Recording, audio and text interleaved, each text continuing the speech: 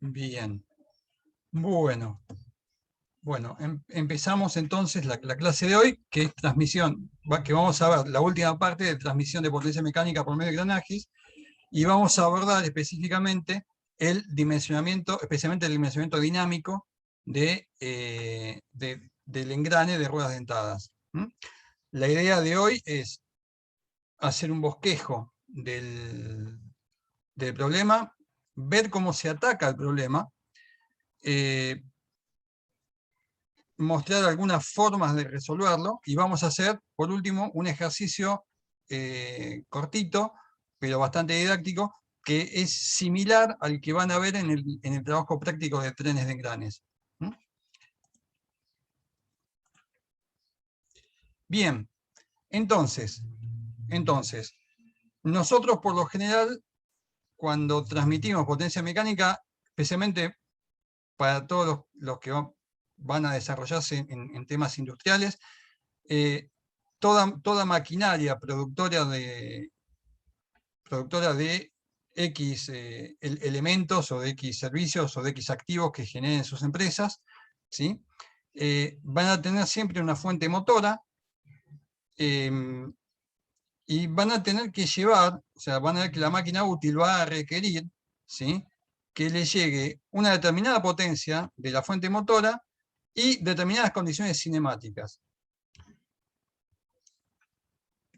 Por lo general, esa transición de potencia mecánica, ¿sí?, de una fuente motora a una máquina útil, ¿sí?, muchas veces solemos tener una transmisión por correa que ingresa a un reductor de engranajes, ¿sí? ¿Y por qué?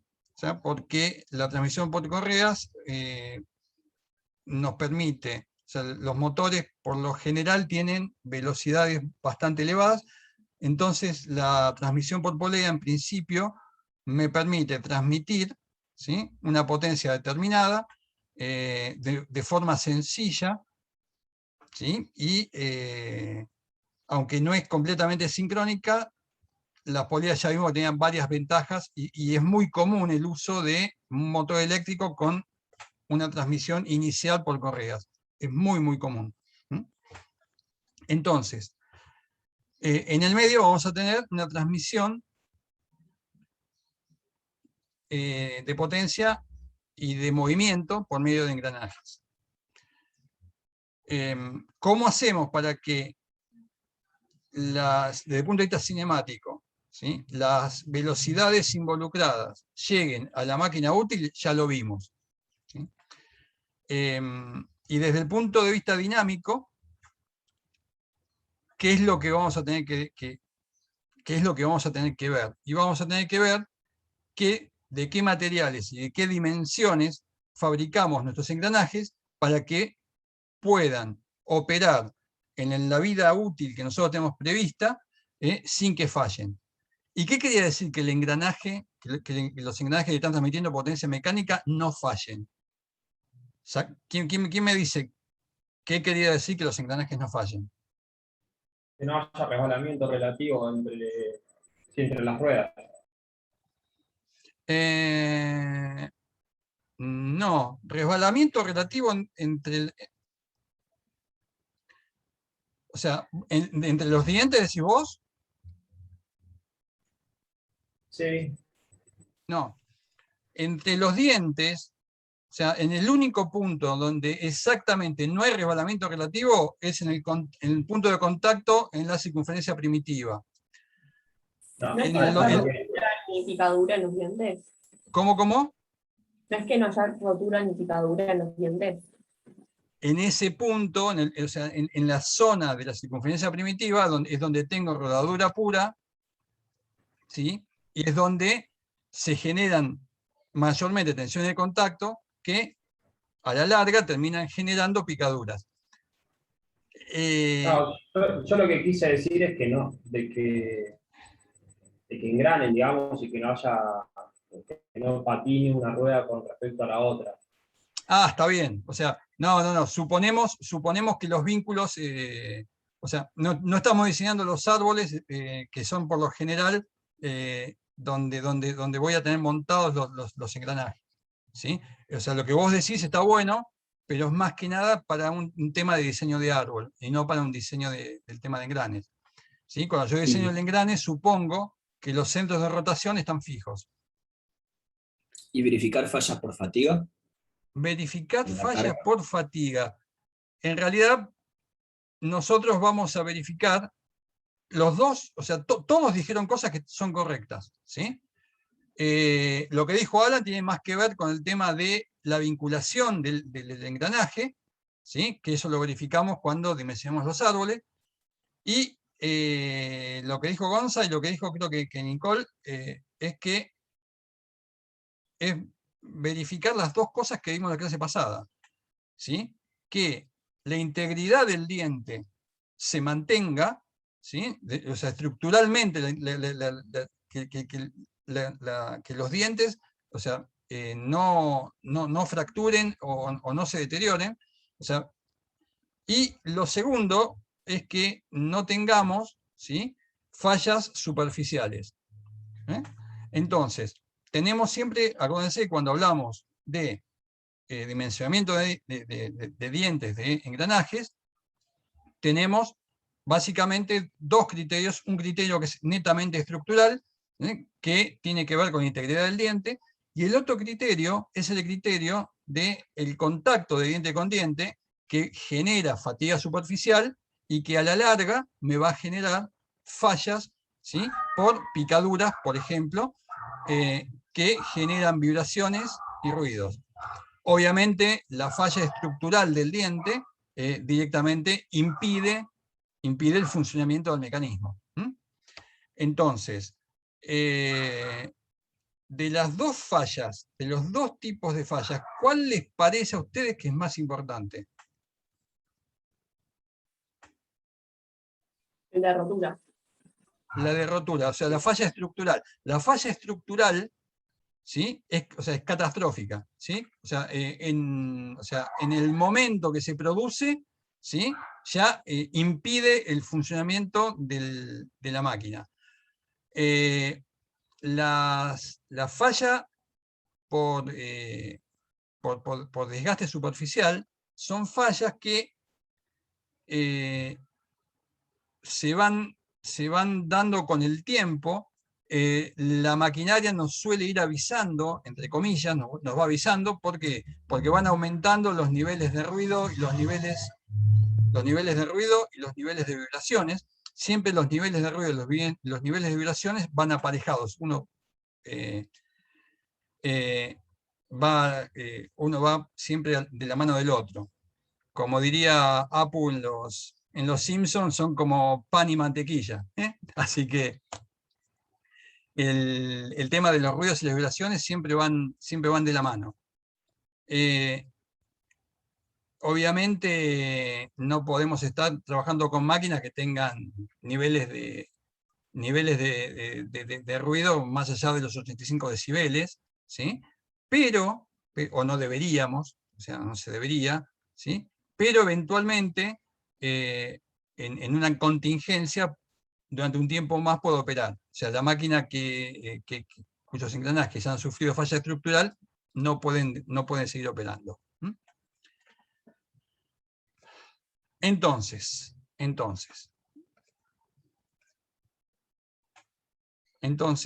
tenemos una máquina motora, tenemos un motor, una reducción inicial por correas, una reducción por engranajes, ¿sí? Y obtenemos una potencia de salida y una velocidad de operación de salida que son las requeridas por nuestra máquina útil. Bien.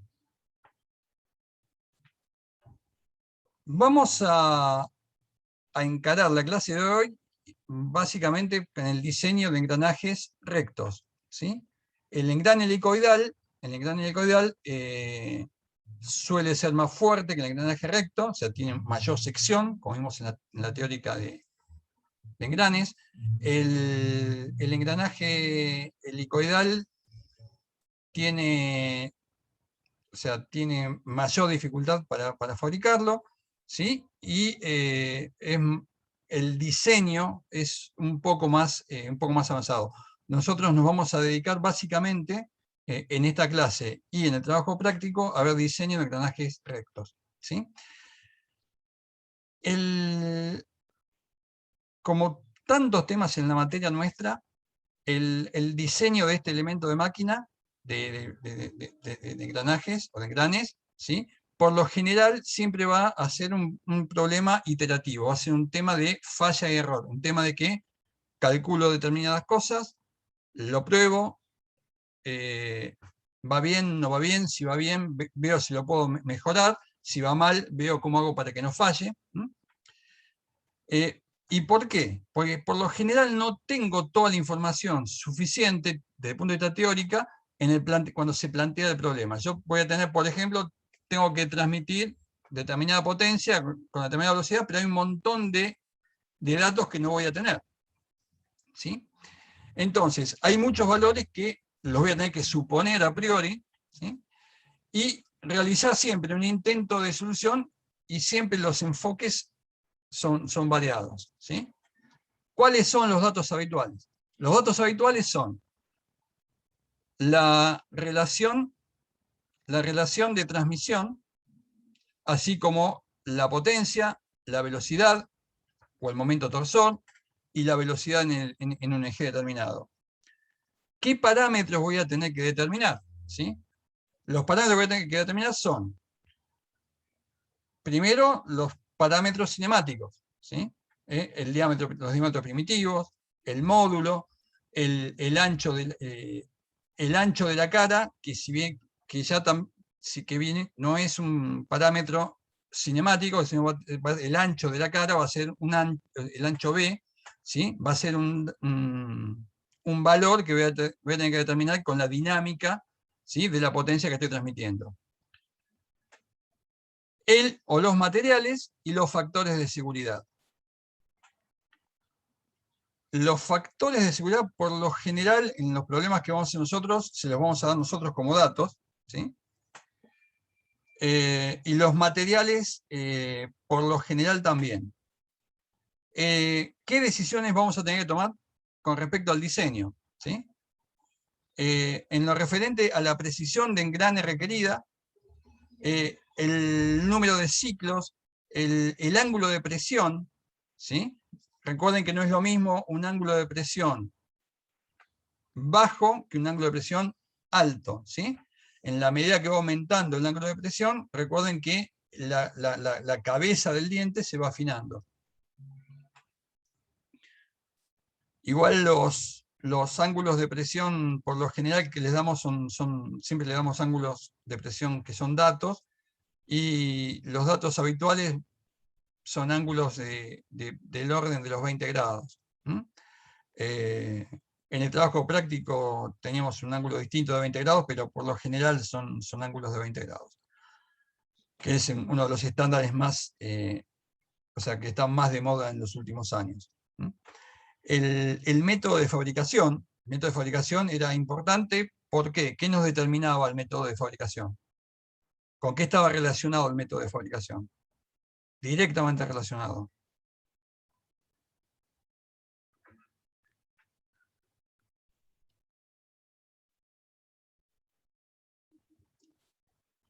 ¿Se acuerdan que el método de fabricación, cuánto? Hola, hola, hola.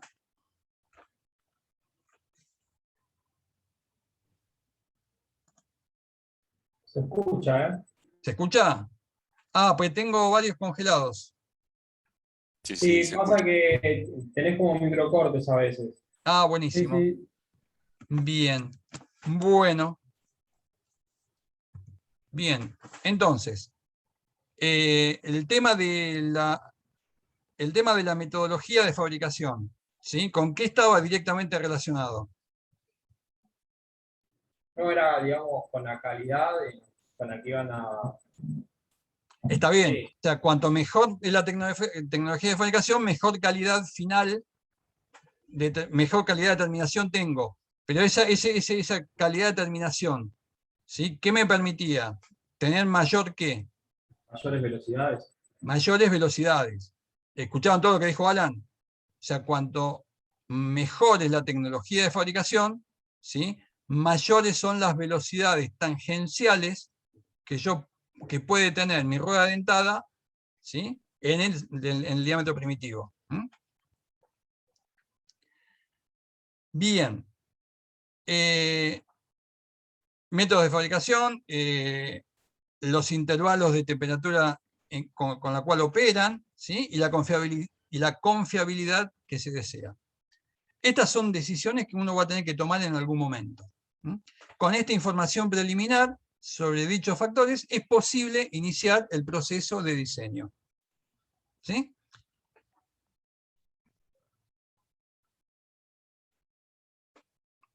Después vamos a calcular o vamos a determinar los valores de los factores de seguridad, tanto para fatiga por flexión como para fallas de fatiga superficial. Y nosotros, cuando hagamos los diseños, por lo general vamos a tener que diseñar tanto para falla estructural, es decir, por fatiga por flexión, como por fatiga superficial. Como vimos hace unos minutos, o sea, la falla estructural, ¿sí? es de alguna forma más importante. ¿Por qué? Porque no avisa, porque en el caso de falla, ¿sí? o sea, yo no tengo opciones de seguir operando con la máquina, bajo ningún punto de vista. Entonces, por lo general, si bien siempre pueden, el orden en el cual hago el diseño puede empezar por cualquiera de los criterios, por lo general siempre vamos a empezar por el diseño de falla estructural. Es decir, vamos a utilizar ¿sí? las teorías de Lewis o las teorías de ASME, perdón, o las teorías de ACMA, ¿sí? las fórmulas de ACMA, y para falla superficial vamos a usar la teoría de Buckingham.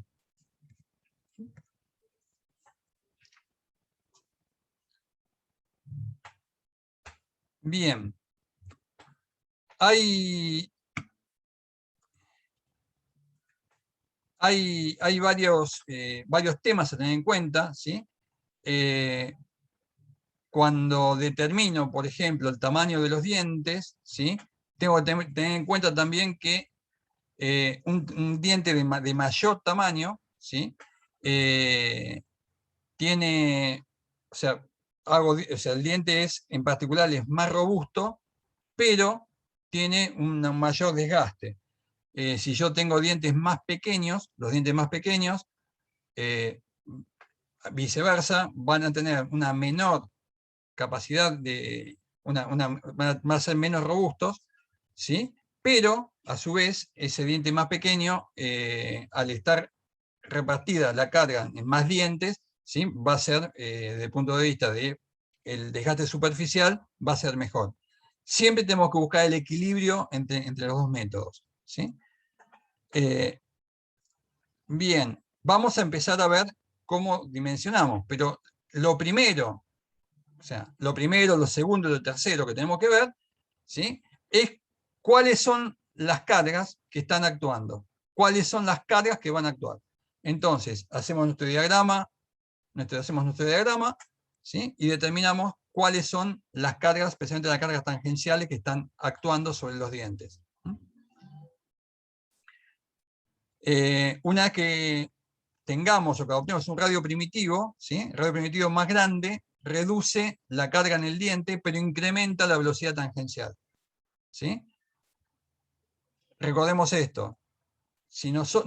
Y esto pasa mucho, especialmente cuando yo tengo que transmitir potencia en ejes que están alejados. ¿Sí? La tentación de poner engranajes más grandes, es decir, con diámetros primitivos más grandes, es muy grande. ¿Por qué? Porque tengo mejores rendimientos, es más fácil, menos maquinado, pero transmitir potencia entre ejes alejados con ruedas dentadas muy grandes me va a generar el problema de que aumenta muchísimo la velocidad tangencial. Y si aumenta demasiado la velocidad tangencial, puede no ser compatible esa velocidad tangencial con las tecnologías de fabricación que tenga. E inclusive hay momentos en los cuales no importa cuál sea la tecnología de fabricación que tenga, si la distancia es muy grande y la velocidad tangencial es muy grande, ¿sí? O sea, no es viable una transmisión, o sea, por más que la tecnología sea la mejor del mundo. Va a llegar un momento que la velocidad tangencial es tan grande en que lo que va a pasar es que directamente inclusive no va a penetrar el lubricante entre los dientes, ¿sí? Y va a levantar mucho la temperatura y el engrane va a fallar en poco tiempo. Esto que estoy comentando ahora le pasó alguna vez a un ingeniero argentino muy conocido que era Orestes Berta, que era uno de los mejores preparadores de automóviles de competición que hubo en la Argentina en la década del 70, 80. Bien.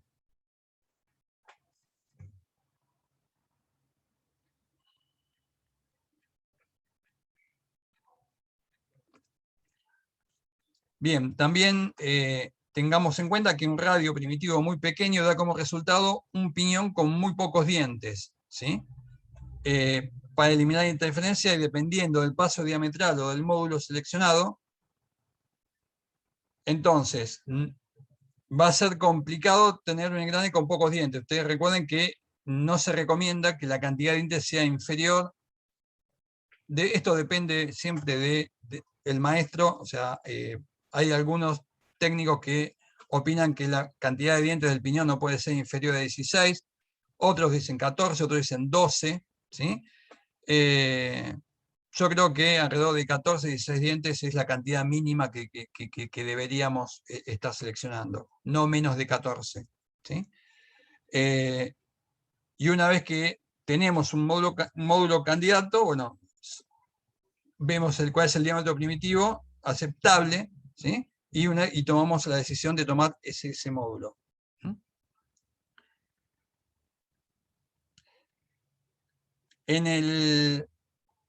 Cuando dimensionemos engranes, no siempre va a ser posible que utilicemos ruedas dentadas estándar. Pero siempre que empezamos el diseño, las ruedas dentadas que utilizamos van a ser ruedas dentadas estándar, ¿sí? Y de ser posible vamos a seguir utilizando ruedas estándar. Como de última, si no nos queda otra, vamos a utilizar ruedas no estándar. Tengamos en cuenta que las ruedas que no son estándar tienen un costo que es mucho más elevado. Alguien me puede decir, Carlos, pero ¿en cuánto puede variar el costo de un engranaje si lo hago con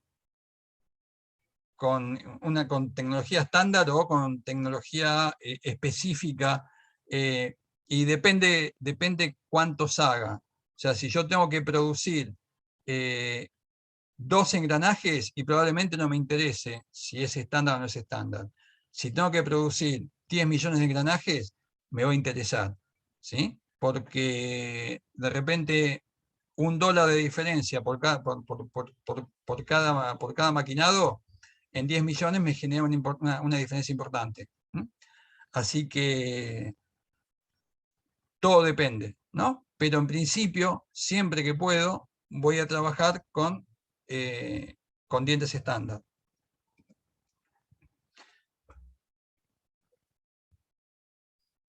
Si el factor de seguridad resultante es o muy pequeño o muy grande, ¿sí?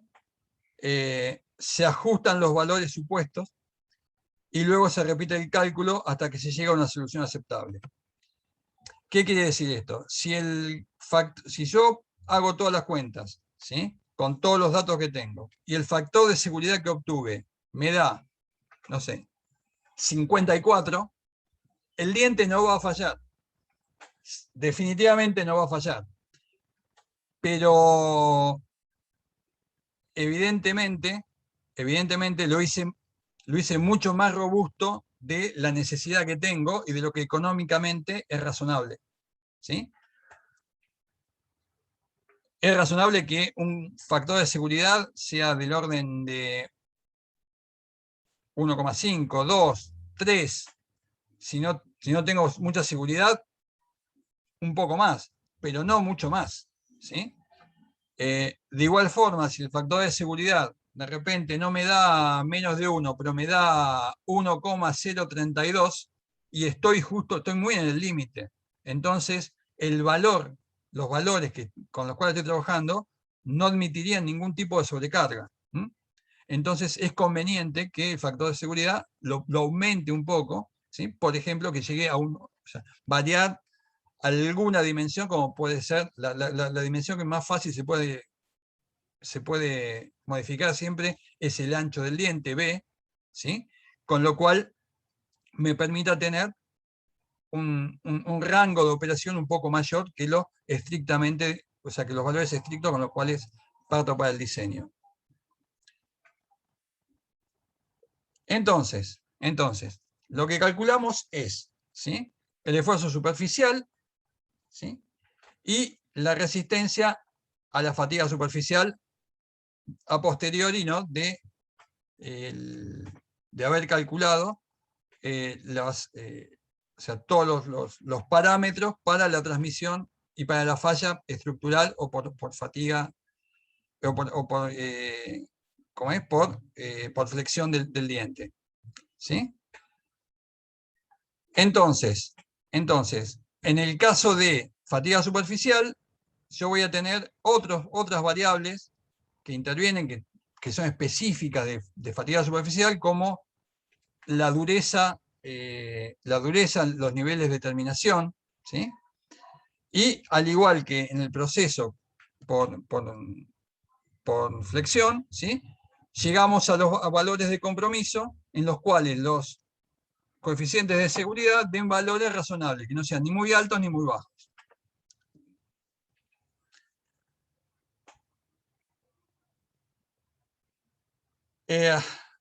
Suele tenerse como estrategia, ¿sí?, que los factores de seguridad para fallas por flexión sean un poco más grandes que los de fallas superficiales.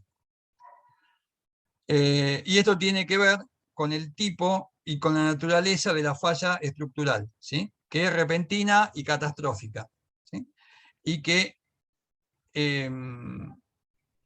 la influencia de sobrecargas o imprevistos, ¿sí?, es más factible que generen fracturas a que generen desgaste superficial, que siempre va a ser un tema de tensiones por contacto, en los cuales, si bien la fuerza, o sea, la fuerza con que interactúan los dientes es importante, por lo general, cuando tenemos sobrecargas, ese rango de tiempo es muy pequeño. Entonces el efecto en el desgaste superficial no es tan grande. En cambio, una sobrecarga repentina en un diente de un engranaje genera la fractura inmediatamente.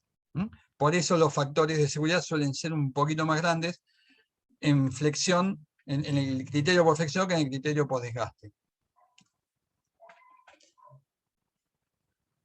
Bien, de todo esto que vimos hasta ahora, ¿cuál es la recomendación entonces? La recomendación es: lean los 3 artículos que tenemos publicados de engranes, ¿sí? El artículo de cinemática, o sea, de cinemática en engranes, el artículo y los 2 artículos de dimensionamiento de engranes, o sea, que escribió el ingeniero Facal.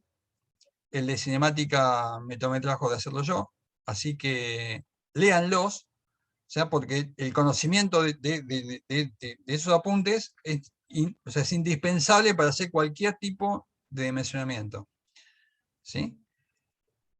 Vamos, antes de seguir, ¿alguna duda? ¿Está claro lo que vimos hasta ahora? Sí, Carlos. Bien. Todo perfecto. Genial. Son muchas cosas que vamos a tener en cuenta, y el problema no es complicado, el problema de dimensionamiento. Es como todo, es ponerse y hacerlos, es ponerse y hacerlo, no tiene mayor complicación. Sí tienen hay muchos factores que intervienen, pero la mecánica de la solución de los problemas es relativamente sencilla. Entonces, vamos a hacer un ejercicio. Vamos a hacer un ejercicio y vamos a ver cómo lo resolvemos. ¿Qué es lo que tenemos? Tenemos una transmisión por correas, ¿sí? Y me dicen, para la transmisión de potencia del esquema, acá tenemos el esquema, tenemos una máquina útil, ¿sí? Tenemos un tren ordinario simple, acá con dos engranajes 1 y 2. Tenemos una transmisión de potencia por correas. Tenemos una velocidad angular determinada.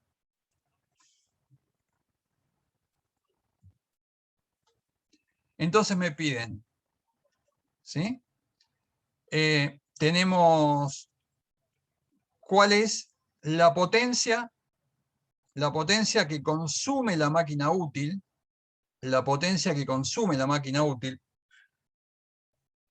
Pregunta, ¿qué es más importante? ¿La potencia que consume la máquina para el diseño? ¿La potencia que consume la máquina útil o la potencia del motor? La de la máquina útil. Bien. Lo único que tengo que verificar es que la potencia del motor sea como con respecto a esta potencia que tengo acá. Mayor. Mayor, la perdés en pérdidas locales, ¿o no? Exactamente. Tiene que ser mayor. ¿Por qué? Fíjense, la potencia mínima del motor, ¿cuánto debería valer? Lo mismo que lo que necesitas. 893. ¿Cómo? Y como dice Nicole, No, lo mismo. la potencia mínima del motor.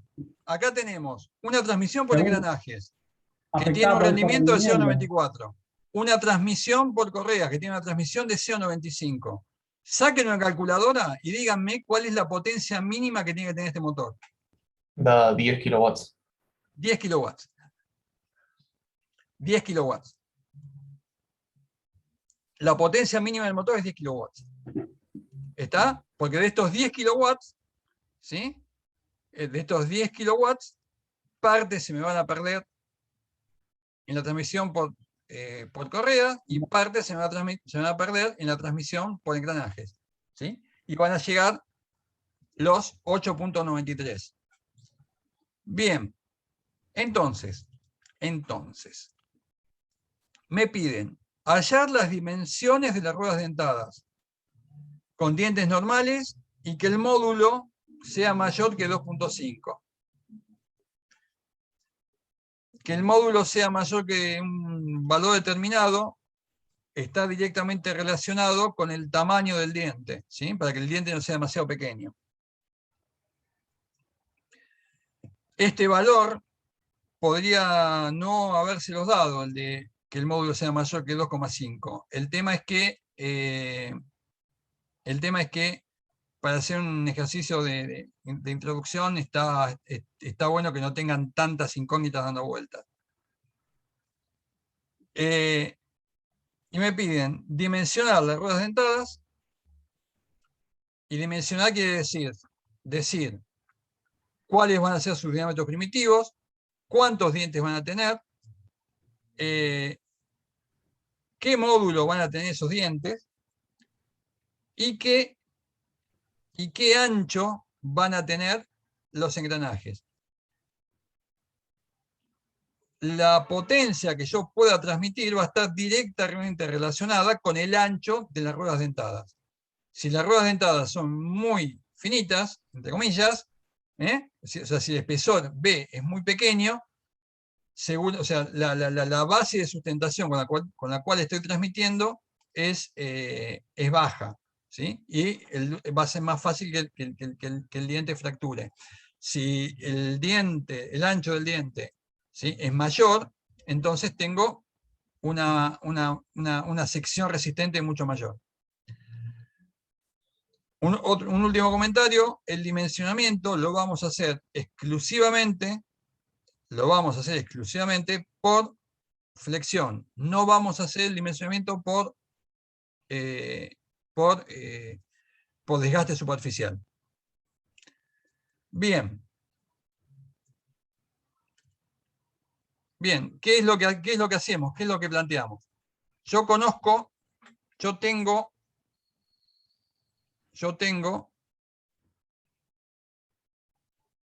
la velocidad de entrada, y sé cuál es la velocidad de salida. ¿Sí? Con estos dos datos yo sé que la relación de transmisión es un medio. La relación de transmisión es un medio.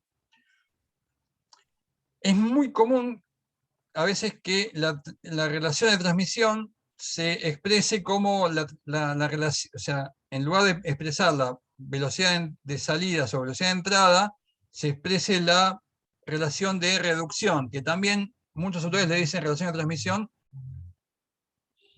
para que no haya, o sea, que el tema es que es muy común que haya reductores de velocidad y no magnificadores de velocidad angular. Entonces, muchos autores ponen como relación de transmisión velocidad de entrada sobre velocidad de salida, que en realidad esa es la relación de reducción, ¿sí? La relación de reducción sería 2, ¿sí? Entonces, si esta relación de reducción, ¿sí?, o esta relación de transmisión es un medio, ¿sí?, yo sé que R1 sobre R2 va a ser un medio, con lo cual ya tengo que un primer dato de cuánto tiene que valer mi rueda de entradas. Yo sé que el radio primitivo de mi rueda de entrada 2 tiene que ser el doble del radio primitivo de mi rueda de entrada 1. ¿Sí? Y con esto ya puedo determinar cuál es el diámetro primitivo. Perdón, Carlos, en algún lado dice el diámetro de uno, yo por lo menos no lo estoy viendo. No, pero hay otro dato que tienen, que es la distancia entre centros. Fíjense acá a la izquierda. Ah, ese dato está. Ese dato está. Ah, está bien. Tenemos la distancia entre centros. Sabemos que R1 más R2 es igual a 120. Con lo cual, dos ecuaciones, dos incógnitas, ¿sí? Y sacamos los radios de ambas. Vamos a poner un puntero láser. Bien, acá está. Entonces, ya tenemos los diámetros primitivos. Tenemos los diámetros primitivos.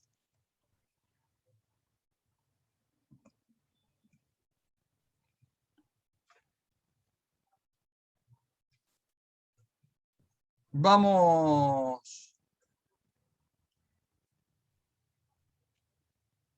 a utilizar módulos estándar, ¿sí? Recuerden que el módulo estándar, o sea, la altura del diente,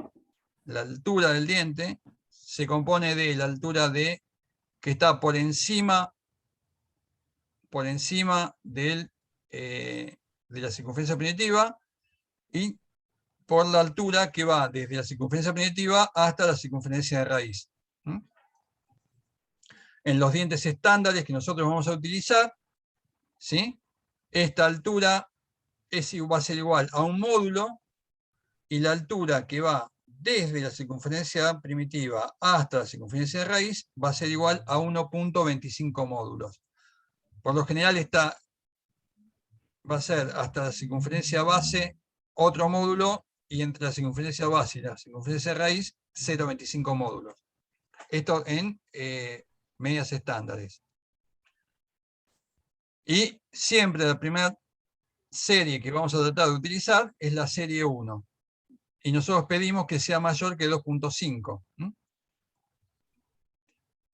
Entonces,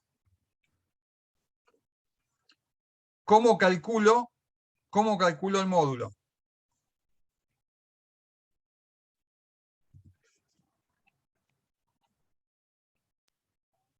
Bueno, la cuenta que está ahí no, pero es el cociente entre el diámetro y la cantidad de dientes.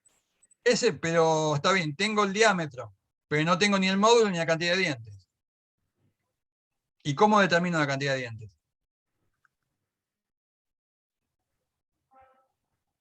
Acá en la parte que hay integral, ¿no, Carlos? Entonces yo tengo un módulo. Vamos a hacer una tabla. un Vamos a módulo hacer una mínimo, tabla. digamos. ¿Eh? Tengo un módulo Entonces, mínimo.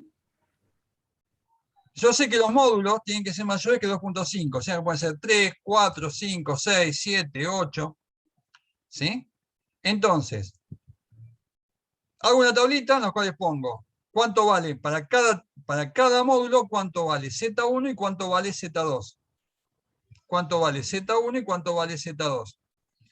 Para el módulo igual 3, Z1 me da 26,67. ¿Puedo tener un engranaje con 26,67 dientes? No. La cantidad de dientes que tiene que tener el engranaje es un número entero. ¿Sí? Tengo que con módulo 4 tengo números enteros, con módulo 5 números enteros, con 5, con 6 y 7 no, con 8 tengo enteros. ¿Mm? ¿Mm? Ya en las primeras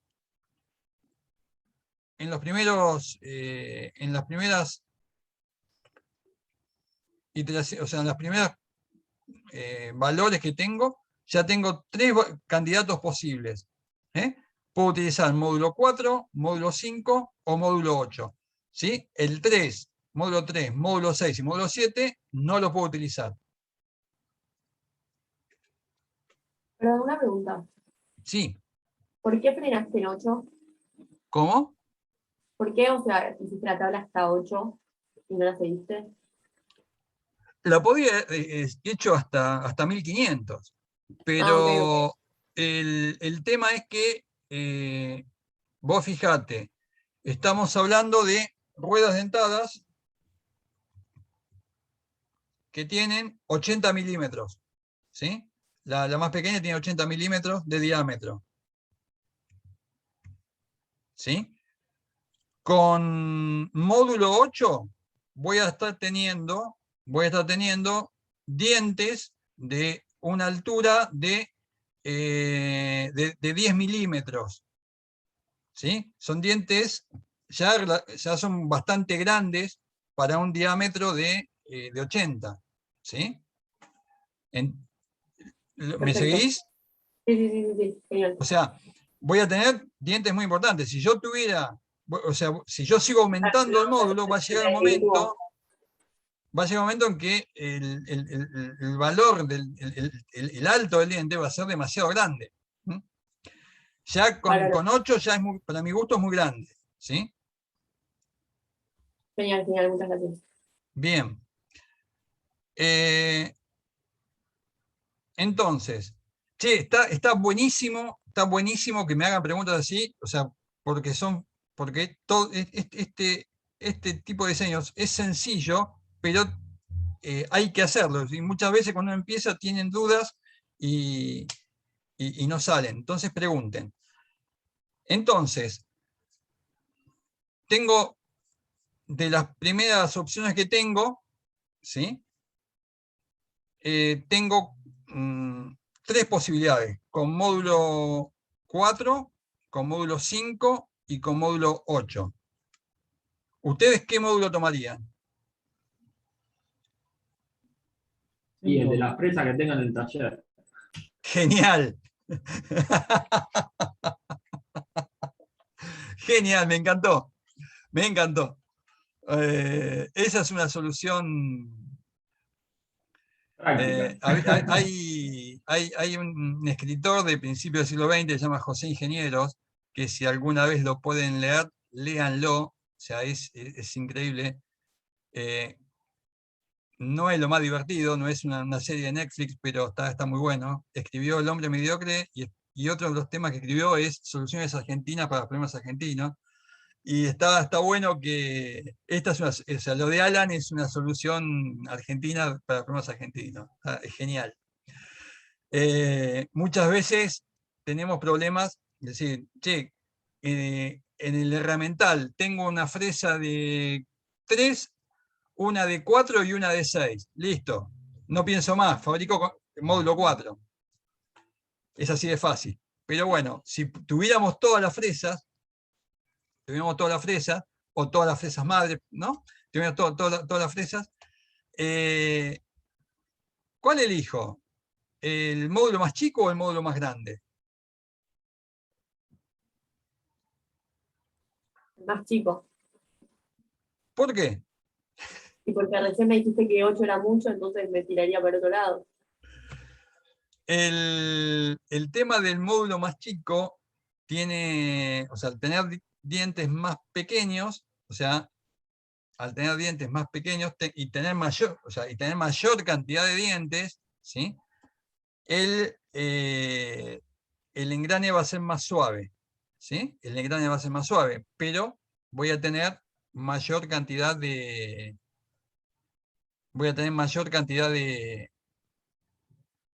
Horas máquina para fabricar.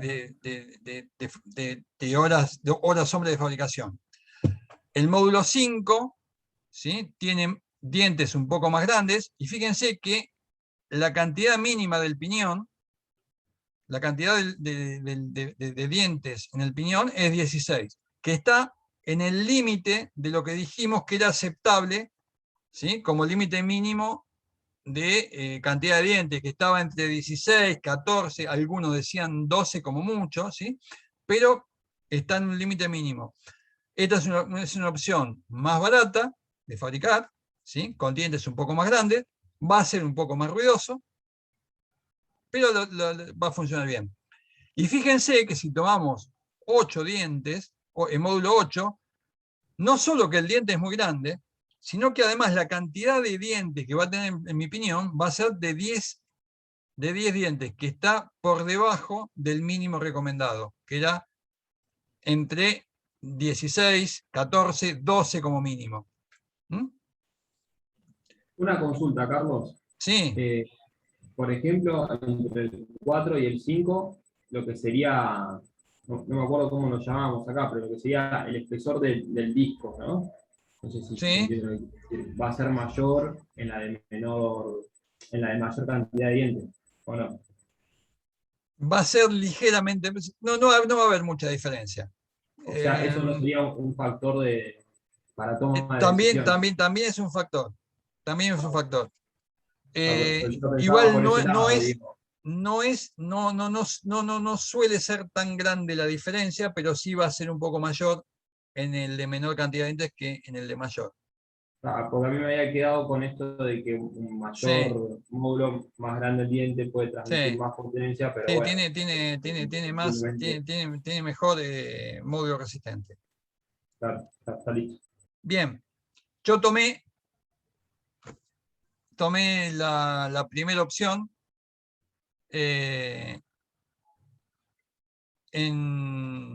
Si estamos en un ejercicio para el trabajo práctico o en un ejercicio en un parcial y tienen que elegir, cualquiera de las dos opciones que elijan está bien. Cualquiera de estas dos está bien. Esta ya no está bien.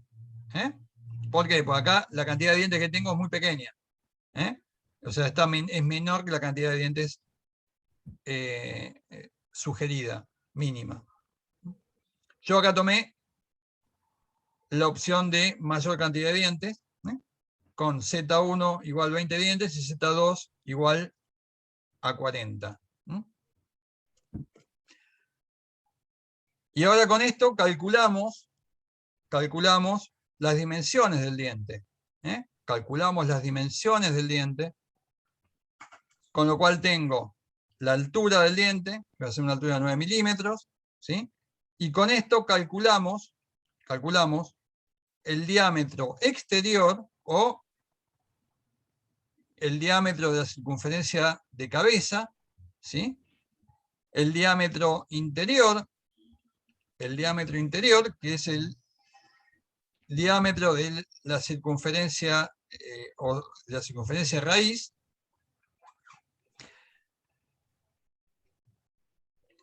calculamos las circunferencias, el diámetro de la circunferencia primitiva, que ya lo teníamos calculado, Y lo que me tengo que fijar, después en el trabajo práctico vamos a ver que hay algunas relaciones, ¿sí? Pero lo que me tengo que fijar es que el diámetro de la circunferencia de raíz tiene que ser bastante mayor, o tiene que ser muy superior, al diámetro del árbol sobre el cual está montado el engranaje. ¿Sí? En el trabajo práctico vamos a ver cuál es la relación, cuáles son las distancias mínimas que tiene que haber entre la circunferencia de raíz y la circunferencia, o sea, que me limita, ¿sí?, el agujero donde va montado el árbol que lo sostiene. ¿Por qué? Porque si la diferencia entre el eje donde está montado, o sea, el agujero del eje y la circunferencia de raíz es muy pequeña, entonces el engranaje ya directamente no va a fallar en el diente, va a fallar en el alma del engranaje. ¿Está claro esto, no? ¿Puedo hacer una pregunta de algo de ¿Sí? una diapositiva anterior que no me quedó claro? ¿Por Dale. qué terminaste utilizando m igual a 4, el módulo igual y no 5, por ejemplo? No sé si lo dijeron. No hay un motivo específico, o sea, podemos usar cualquiera de los dos. Podríamos Ok, haber utilizado cualquiera de los dos, ¿no? está bien. Si yo quiero hacer primar el tema funcional, o sea, con una cantidad de dientes un poco mayor, o sea, voy a tener una transmisión de potencia más suave, ¿sí? Si yo tengo dientes más robustos, voy a tener una transmisión de potencia que va a ser menos suave, un poco más ruidosa, con mayor cantidad de dientes, o sea, el costo de fabricación es quizás un poco mayor, quizás un poco menor con menos dientes. Voy a tener además que quizás los espesores sean ligeramente distintos, pero cualquiera de los dos, si no tengo ningún tema a priori, como el tema de eh, que funcione más en forma más suave o cosas por el estilo, cualquiera de los dos está bien. Pero si yo tuviera, por ejemplo, 10 opciones para elegir, ¿elijo siempre la que tenga mayor cantidad de dientes o ahí me entra en juego también el costo de montar ese Cuando vos engranaje? tenés muchas opciones para elegir, por lo general suele pasar además que tenés un montón de otras cosas que están en juego también. Entonces, vas a tomar una opción, vas a trabajar con esa opción, vas a hacer las verificaciones correspondientes y vas a evaluar de repente coeficientes de seguridad, vas a evaluar costos, o sea, vas a evaluar un montón de cosas con la opción esa. Y vos decís, no, esta opción no me satisface, bueno, genero con otra opción. ¿Sí? Por eso decíamos que el tema de dimensionamiento de engranes por lo general es un proceso iterativo. O sea, no es un proceso determinístico en el cual yo en la coctelera meto determinados ingredientes y sale un trago determinado. No. O sea, es un tema de prueba y error muchas veces. ¿Sí? Acá estamos haciendo una simplificación, porque tenemos pocos datos, o sea, y porque, o sea, pero siempre estén abiertos a que el problema de dimensionamiento de granes es un proceso o sea, de naturaleza iterativa. Lo más probable es que siempre haya que iterar para obtener los valores que son óptimos. Bien. Carlos, Sí, Gracias. ¿qué es la No, letra Carlos, C? ¿cómo? ¿Qué es la letra C? El huelgo. Bueno, gracias. El huelgo es C minúscula, porque con C mayúscula pusimos la distancia entre ejes. tengo una consulta. ¿Por algo en especial los D sub I están redondeados para abajo? Porque sería 72 y 152. ¿O no es esa, no es esa la fórmula? Ajá. El de eso es menos 2 módulos. Era 80 menos 8 y 160 menos 8. Sí, hay un error de tipeo. Pero la fórmula es esa, digamos. Sí, sí, sí. Ok. Está tomado.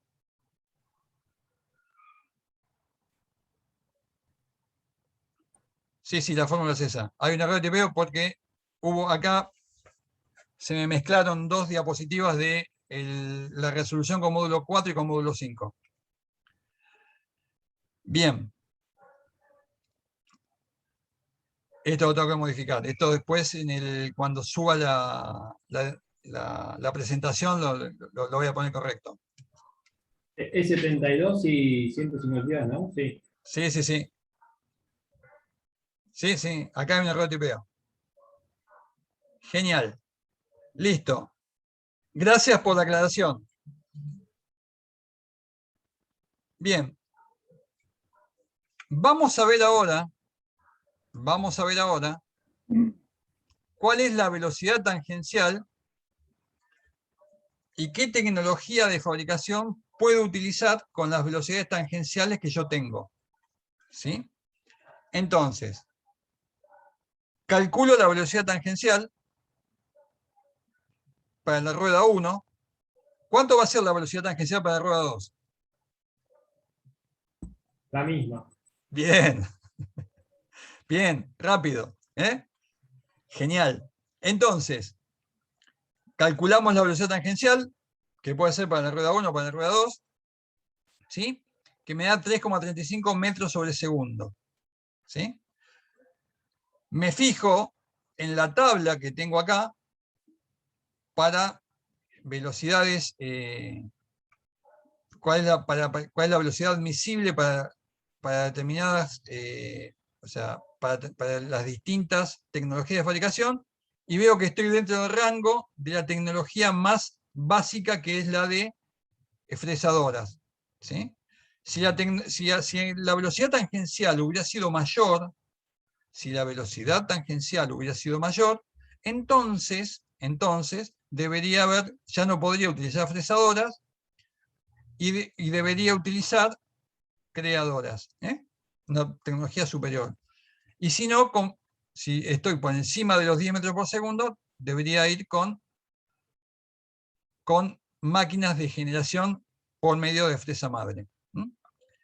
Entonces, calculo también el K sub B, ¿sí? Que es el factor dinámico adimensional.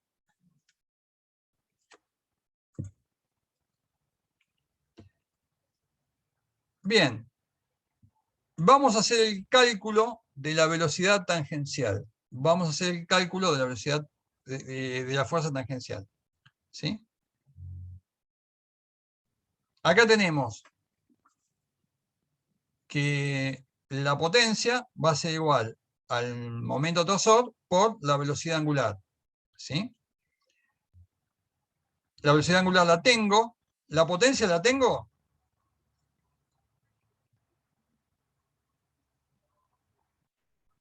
¿La potencia la tengo? Sí, era dato, ¿o no? Lo de La potencia es dato. La potencia es dato. ¿Qué potencia tengo que estar poniendo acá? 10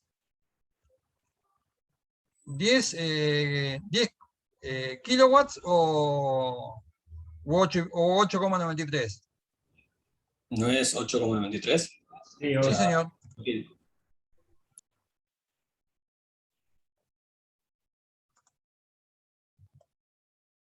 Bien.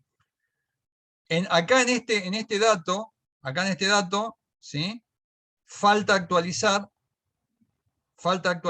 o sea, ya son dos datos que tengo que actualizar. Uno es la potencia, ¿sí?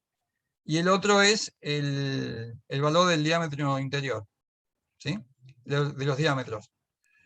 Pero eso sería los 8,93 kilowatts, ¿no? Exactamente, Ok. 8,93. O sea, acá me falta la segunda modificación. Pero bueno, con esa salvedad tenemos que calculamos la fuerza tangencial. Y una vez que calculé Carlos, la fuerza tangencial, ¿sí? Carlos, Sí, señor. ¿por qué usaste ¿O por qué usan 893? Porque es la potencia. Ah, perdón. Vamos para atrás. A ver, ya vengo, ¿eh? ¿No era la de 10, la que hicimos al principio? Claro. 10. Perdón. Está bien. Acá. Va de vuelta. ¿Por qué uso 9500 watts y no 8,93? Porque 8,93, ¿sí?, es la potencia que sale del eje 2. La potencia que entra en el eje 1 es 9500. Por eso, este problema lo cambié hace poco, hace relativamente poco tiempo, o sea, y tengo algunos datos cambiados, pero esto está perfecto. Va de vuelta. La potencia que entra en el engranaje 1 son 9500. Por las pérdidas, la potencia que sale en el eje 2 son 8900 y moneda, ¿sí? Pero la potencia de la rueda motora, la potencia en la rueda motora son 9500 watts. ¿Y ese 9500 lo tuviste como 10 por algo? Claro. No es lo que sale dividido. Voy para atrás de vuelta. Acá estoy. Es 8.93 dividido 0.94 y dividido 0.95. Si yo a 8,93 lo divido por 0,94, que es el rendimiento de la transmisión por engranes, y lo divido por 0,95, que es la transmisión el rendimiento de la transmisión por potencia, por poleas, me da los 10 kilowatts que tengo acá. ¿Está claro? Sí, pero el rendimiento que usás para llegar a 9500, ¿cuál es? El de las poleas. ¿Por qué? Porque yo los 9500 watts los tengo acá, en este eje. En este eje tengo 8,93 kilowatts. O sea, acá en este eje tengo 9500. O sea, en el eje del motor tengo 10. En el eje de salida de la polea y en el primer engranaje tengo 9500. Y en el engranaje, y en el eje de la máquina tengo 8930. ¿Lo ven todos esto?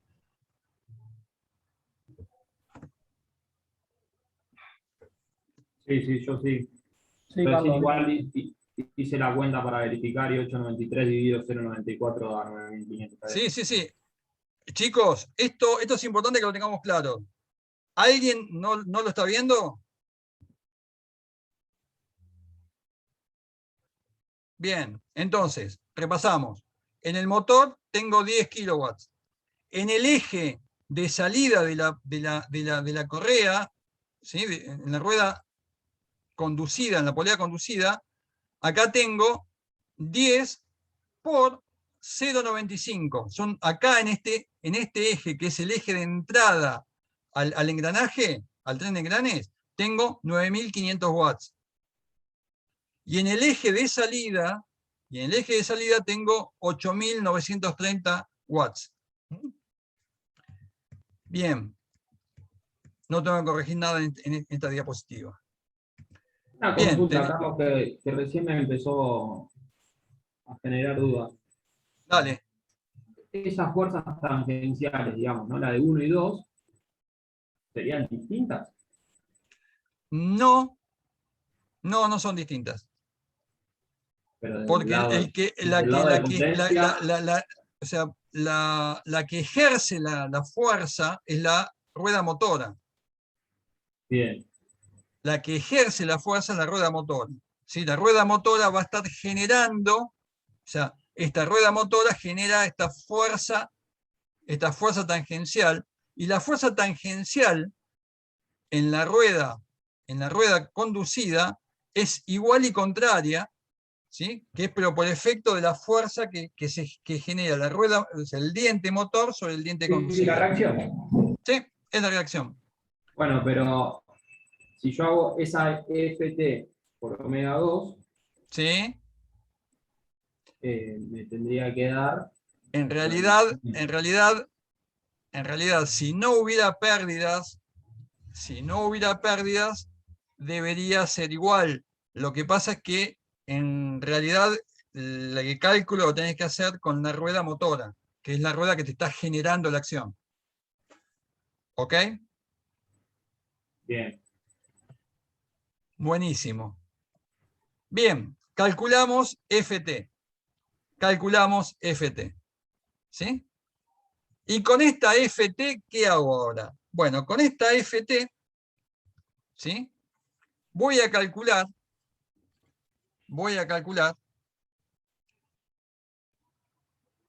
o me va a ayudar a calcular, ¿sí?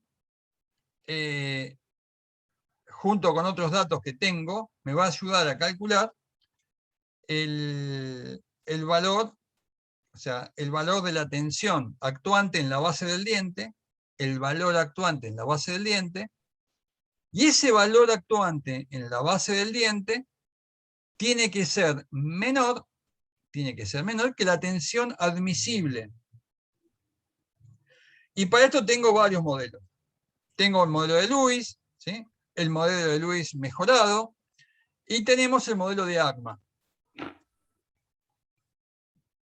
Vamos a usar cualquiera de los métodos. Acá en este utilicé el modelo de ACMA porque es un modelo que también vamos a usar en el trabajo práctico. Entonces, la tensión actuante tiene que ser menor o igual que la tensión admisible. ¿Sí? ¿Por qué vale el igual acá? Porque en la resistencia admisible, por el modelo de ACMA, ya tengo incorporado el factor de seguridad. Entonces,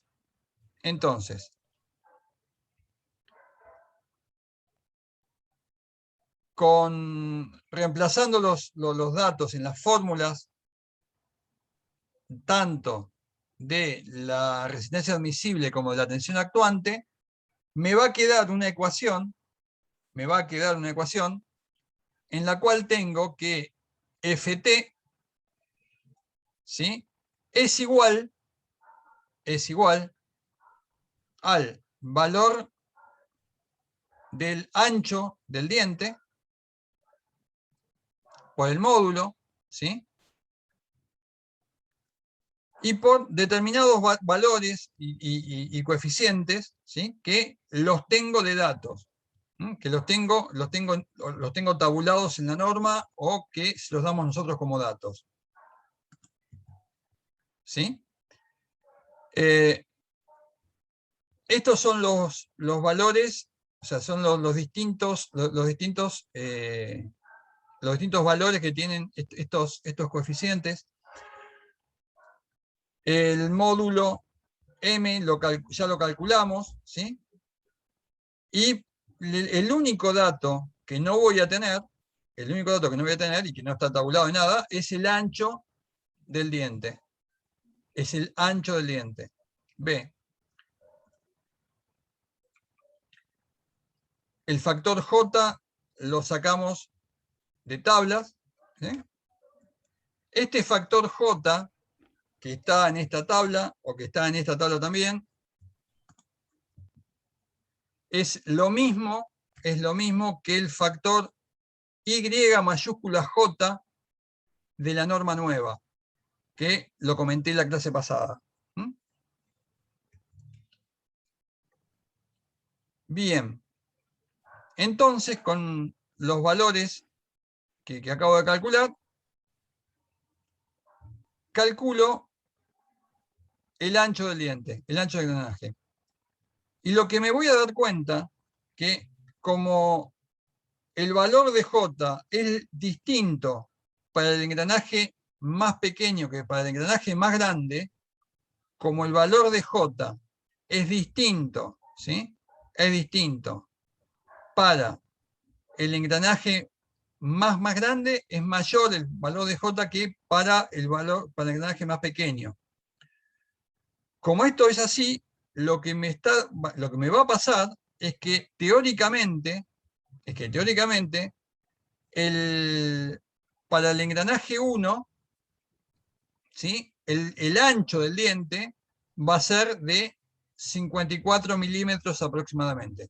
Y para el engranaje 2 va a ser de casi 43 milímetros.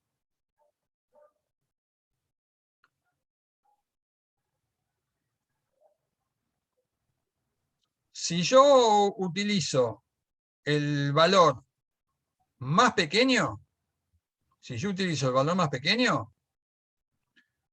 engranaje 1 va a estar subdimensionado.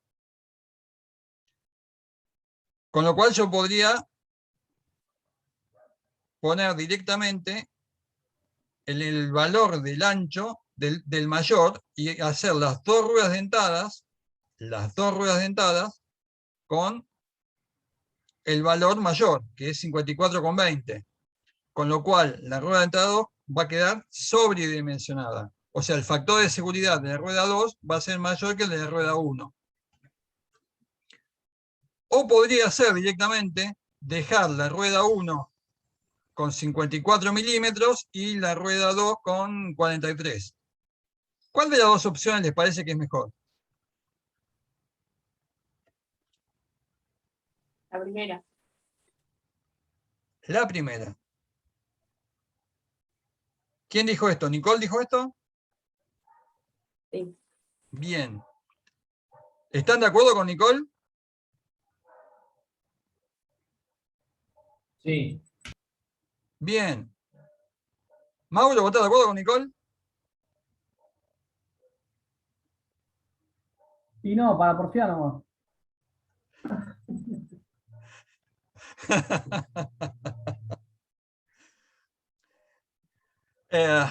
Nicole, ¿te gusta el básquet? Y la verdad que no. Bueno, entonces, en el básquet hay una jugada que se dice cuando el que está defendiendo, ¿viste? Le saltan y le encestan, le dicen in your face, ¿viste? En tu cara, ¿viste? In your face. Mauro, Nicole te hizo in your face. Vamos, Nicole.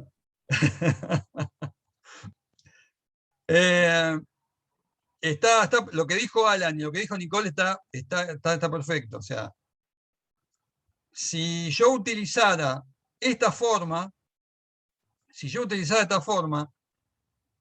el engranaje 1, el ancho de diente en el cual está transmitiendo la fuerza sería solamente el que está en contacto, que son 43 milímetros.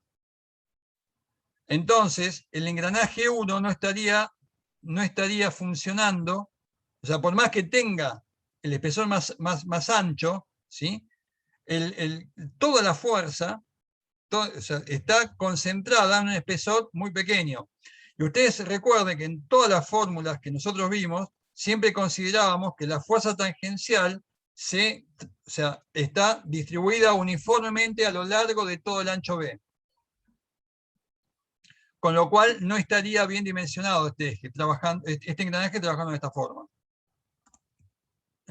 Entonces, la forma 2, no. Usamos la forma 1. O sea, los dos engranajes van a tener el mayor espesor. Utilizo los dos engranajes con el mayor espesor.